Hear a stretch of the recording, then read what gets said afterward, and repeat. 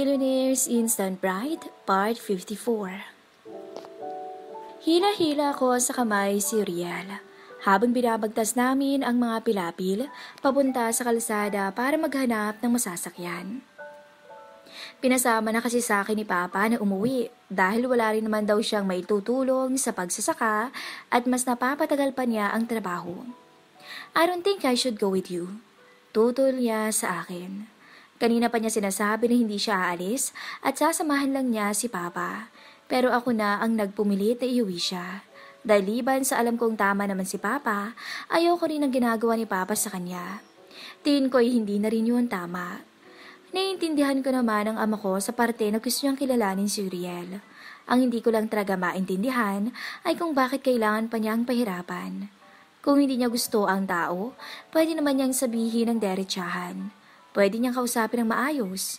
At hindi lang kay Uriel nag-a-apply ito, kundi pati na sa lahat ng mga lalaking nagbalak at umakyat ng ligaw sa akin noon. Hindi ko siya maintindihan. Christine, dito lang ako. Pagmamatigas pa niya kaya nilingon ko na siya at sinamaan ng tingin. Uriel, pinapauwi ka na nga ni Papa. Sambit ko sa kanya habang pinipigilan ang emosyon ko. At isa pa, kamuntikan ka na nga masungag ng kalabaw kanina. Nasubsob ka na rin sa putikan. Ano pa bang gusto mong mangyari sa'yo? If that's the only way to prove, wala kang dapat patunayan. Putol ko sa sinasabi niya. Wala kayong dapat na patunayan ni Logan. Kaya please lang, tumigil ka na. Napapahama ka na oh. Hindi ko na napigilan ang pagtaas ng boses ko. Naiirita ako pero hindi ko alam kung bakit. Are you mad? Tanong niya sa akin. Direkta kong sinalubong ang mga mata niya. Hindi. Malamig kong sagot bago tumalikod. Pero maiinis na ako kapag hindi ka pa nakinig sa akin. Dagdag ko at tumuloy na sa paglalakad. Pasimple ko siyang nilingon dahil baka hindi siya sumunod. Pero nakahinga ako ng maluwag nang makita kong tahimik siyang sumusunod sa akin habang nakatingin sa likod ko. Your father was the first person to ever make me ride a motorcycle. Bigla niyang sabi, pero hindi ko siya nilingon. Patuloy lang ako sa paglalakad. I really thought it was scary, but it turned out to be a good ride. Nang marinig ko kung gaano kasaya ang boses niya, ay kahit papaano naibsa ng inis at iritasyong nararamdaman ko. Mabuti naman. Sagot ko na lang bago ako tumingin-tingin sa kalsada para maghanap ng habal-habal. At ilang sandali nga ay nakasakay na kami. Tuwang-tuwa naman ang kasama ko habang pabilis ng pabilis ang pagtakbo ng sasakyan. Ako na lang ang nahiya sa driver dahil baka kung ano na ang iniisip nito. Sino pa naman kasing ignorante ang hihiyaw habang sumasakay ng habal-habal, di ba? Matapos ang ilang minuto ay nakarating na kami sa bahay. Tahimik ang buong bahay dahil hindi pa nakakauwi ang mga kapatid ko mula sa eskwela. Habang sina Mama at Logan naman, ay mamayang gabi pa ang uwi. Mauna ka nang magbanlaw sa banyo. Sabi ko sa kanya habang binubuksan ko ang pinto ng bahay. Pagkatapos ay hubarin mo ang damit mo at nang malabhan ko na, pahabol ko. Basa pa kasi kaming dalawa dahil nagugas kami sa ilog. Pero dahil wala kaming dalang sabon ay hindi namin nalinis ng maayos ang katawan namin. Where's the others? Tanong niya nang makapasok kami sa bahay. Ang tahimik ng bahay. Mamayang hapon pang uwi nila. Sagot ko bago dumiretso sa kusina para hugasan ang mga ginamit ko kanina sa pagluluto. Magbanlaw ka na sa banyo at nang makasunod ako. Dagdag ko habang inilalagay ang mga hugasin sa lababo. Maya-maya pa'y natigilan ako nang maramdaman ko ang paggapag ng mainit ang mga kamay ni Uriel sa balakang ko. So does that mean it's just the two of us then? Bulong niya sa akin. Sobrang lapit ng bibig niya sa likod ng tenga ko. Solo kita ngayon. Uriel, hindi ko napigilan ang mautal sa biglaang pagbilis ng kabog ng dibdib ko. Tumigil ka nga. Make me. Mapanghamong sambit niya bago niya hinawi ang aking buhok at dinampian ng mumunting mga halik ang aking batok. Make me stop, Christine. Bulong niya bago dahan-dahang naglandas ang kanyang mga labi papunta sa gilid ng aking leeg. Habang ang dalawang kamay naman niya ay sensual na hinahagod ang magkabilang braso ko. Napalunok ako sa ginawa niya.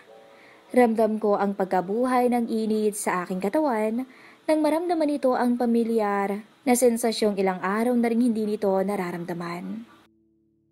Napatingala na lang ako nang maramdaman ko ang pagsipsip at pagkagat niya sa leeg ko. Humihiyaw ang katawan ko na muling maramdaman ang init niya. Maya-maya pa ay naramdaman ko ang pagbaba ng mga kamay niya papunta sa laylayan ng damit ko. Bala ko pa sana siyang pigilan, pero mabilis siyang naiangat ito hanggang sa aking dibdib. Gamit ang malalaki niyang mga palat, ay walang pagdadalawang isip niyang sinakaw pang mga to at pinisil-pisil. Dahilan para tuluyan na akong mapataing. How miss this?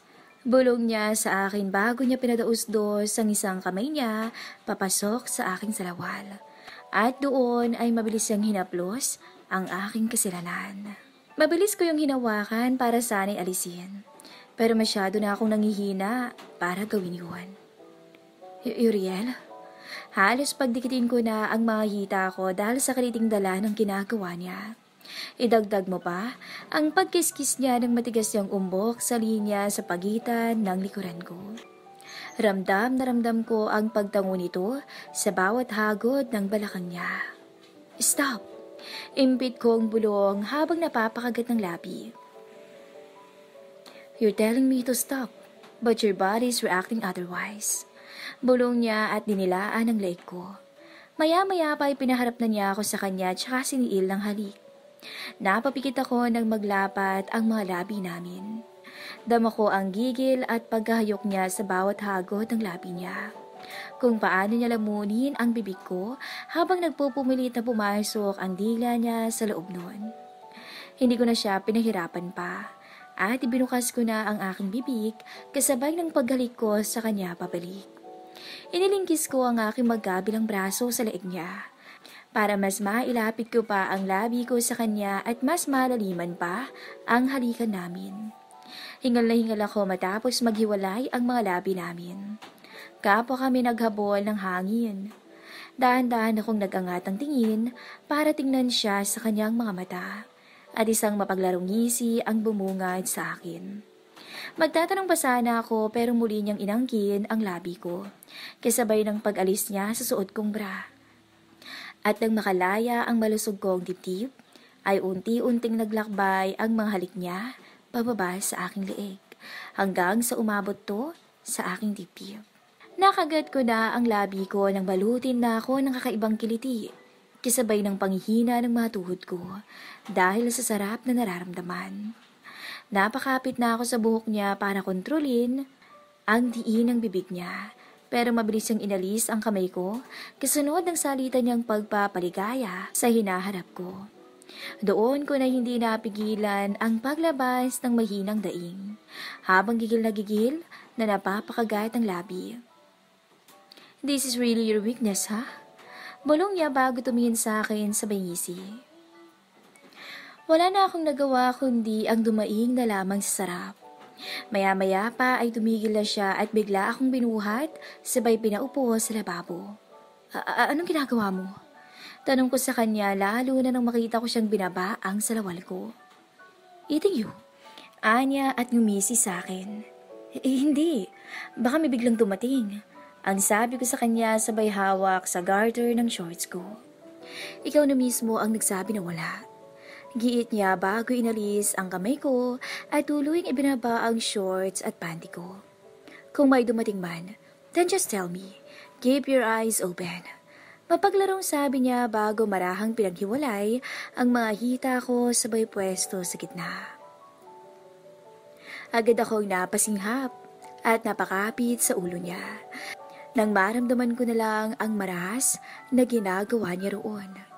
Nasasabunutan ko siya sa sobrang sarap ng nararamdaman. Nanginginig na ang katawan ko dahil sa nakakakiliting sensasyon na dala ng kanyang ginagawa. Kinakapos ako ng hininga dahil sa sarap ng ginagawa niya. At hindi ko alam kung anong pumasok sa isipan ko. At nagdesisyon pa akong paglaruan ang aking hinaharap. Sarap na ako sa ginagawa niya. Na halos tumirik ang mga mata ko. Pero nang makita ko si Clifford mula sa bintana ng bahay, ay mabilis pa sa gitlat na naitulak ko si Uriel. Dahilan para matumba siya sa sahig. Kunot noo siyang tumingin sa akin. What the? Si Clifford. Tarantang sabi ko sabay hila sa kanya patayo at agad siyang dinala sa loob ng banyo. Sa sobrang taranta ko ay hindi ko na nabitbit pa ang shorts at panty ko na nasa sahig lang. Hindi ko na napigilang mapamura dahil sa labis na pagkataranta at takot na baka mahuli kami. He's here? Tanong ni Uriel. Imbis na sumagot ay tinakpan ko ang bibig niya at sinenasyon siyang huwag maingay, sabay paandar ko ng gripo. Marahan naman siyang tumango bago pumunta sa likuran ko. Habang ako ay nakaharap sa pinto, habang nakadikit ang tenga, para makiramdam kung nakapasok na ba ang kapatid ko. Bakit bukas tong bahay? Rinig kong sambit ng kapatid ko. Ate! Umalingaw-ngaw ang boses niya sa buong bahay. Ate Tintin? Bunso, sagot ko. Huminga ako ng malalim para matakpan ang kabang nararamdaman ko.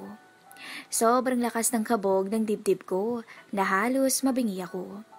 Pinatay ko ang gripo para kunwari ay hindi ko alam na dumating na siya. Maaga kayata. Early out po kami dahil may meeting ang mga teachers namin, sagot niya.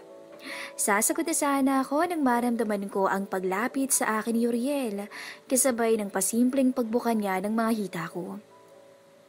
Nilingon ko siya at sinalubong lang ako ng mapaglarong ngisi niya bago niya itinutok sa lagusan ko ang naguhumindig niyang pagkalalaki. At walang sabi-sabi na inangkin ako, dahilan para mapahiyaw ako. Huli na para takpan ang bibig ko dahil umalingaw-ngaw na sa buong bahay ang boses ko. Ate, okay ka lang? Oo, bunso. Kamuntik lang ako madula sa simento. Sagot ko at mabilis na tinakpan ng bibig ko. Okay. Mag-iingat ka, tugon niya. Yun lang ang namutawi sa bibig ko dahil hindi ko na kayang ibuka pa ang bibig ko dahil sigurado kung mauunang lumabas ang mga daing ko bago pa man ako makapagbigkas ng kahit isang salita. Anong ginagawa mo? Bulong ko kay Uriel at sinubukan siyang itulak. Pero kumapit lang siya sa balakang ko at mas idiniin ang pagkakapasok ng alaga niya. Umawang ang bibig ko sa pagkabigla. Mabuti na lang at hindi ako napahiyaw. Baliw ka ba? Pinandilatan ko siya ng mata, pero ginisihan niya lang ako. We can't just stop right now. Pabulong niyang sagot bago ko pinatilikod ng maayos. We'll just do this quick. Dagdag niya bago binilisan ang ginagawa. Dahil doon ay lumikha ng ingay ang pinto sa tuwing bumabangga ang katawan niya sa katawan ko. Ate! Napamura ako sa isipan ko at agad na nag-isip ng pwedeng gawin para itaboy ang kapatid ko. Cliff, may pera dun sa bag ko. Kukumuha ka ng 500 at ipambili mo ng merienda natin. Pumunta ka sa palengke at bumili ka ng lomi o di kay sotanghon na tinapay. Utos ko sa kanya habang pilit na pinipigilan ang sarili kong umungol. Okay po. Nang marinig ko ang sagot ito ay nilingon ko na si Uriel na kay laki ng ngisi habang may ginagawang milagro. Baliw ka talaga. Bulong ko sa kanya bago na itukod ang 2 palad sa pinto dahil sa biglaan niyang pagdiin ng kanyang pagkalalaki. Baliw sa'yo. Bulong niya rin bago niya inabot ang dibdib ko. Pero bigla kaming natigilan nang biglang kumatok si Clifford. Ate, naiwan mo yung towel mo. Anya habang patuloy pa rin sa pagkatok. Kunin mo na at makaalis ako. Dagdag niya kaya wala akong nagawa kundi ang bahagyang buksan ng pinto para kunin ang tuwalya. Salamat, sabi ko sa kanya. Tumango lang siya sa akin. Nga pala, pinapasabi ni Ate Pinky na magdadala raw siya ng mga kaklase rito sa bahay dahil may gagawin daw silang group project. Pahabol nito. Mga 3:00 daw po. Dagdag niya bago tuluyang umalis. 3:00? Hindi ko napigilan ng matrenta dahil tingin ko'y mag-3:00 na. Kaya mabilis kong hinugot ang naguhumindig na alaga ni Uriel at hinarap siya. We need to stop. Matigas kong sabi sa kanya. What? Seriously? Anya at napakurap-kurap. Right now? Tumaw lang ako sa kanya bago ko sinuot ang towel ko. Oo, May mga bisita sa bahay at ayaw mo naman sigurong madatnan nila tayong may ginagawang milagro sa banyo, di ba? Tugon ko bago binuksan ang pinto.